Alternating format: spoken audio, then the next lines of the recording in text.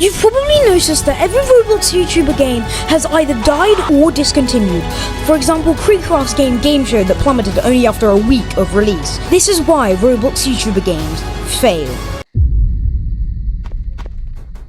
There are many examples of this happening, such as Digito's game Pet Battles, which was basically Pet Simulator X but with Digito. It was created on the 4th of February 2022, but now only has 7 people actively playing.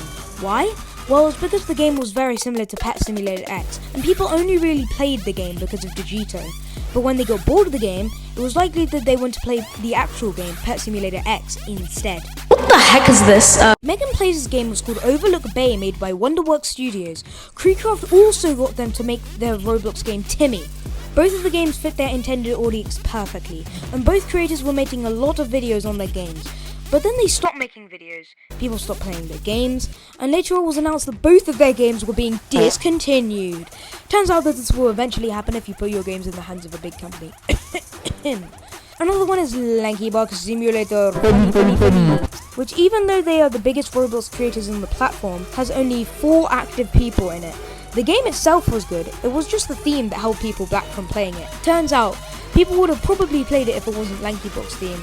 I would play it if it wasn't LankyBox themed. That's the only bad part about it, in my opinion. Also, none of their 10 uploads a day have anything to do with their game. They clearly didn't theme their niche around this game.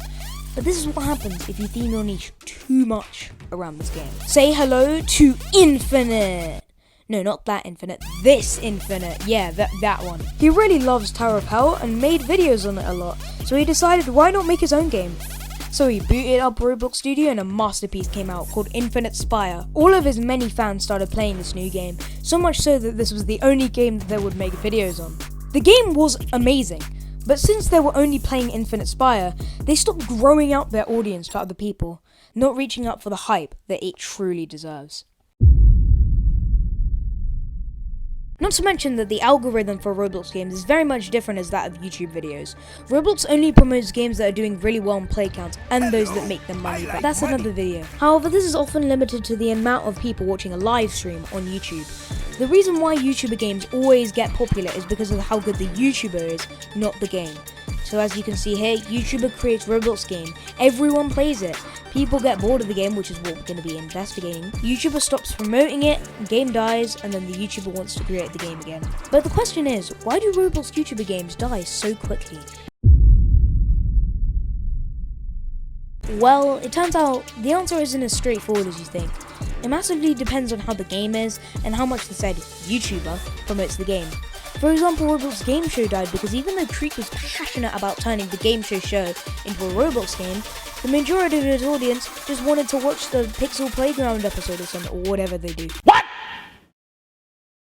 What the? Instead, they only played the game because they liked the YouTuber, not the game itself. That is the main point here. Pet Battles was basically a clone of Pet Simulator X, just with Digito.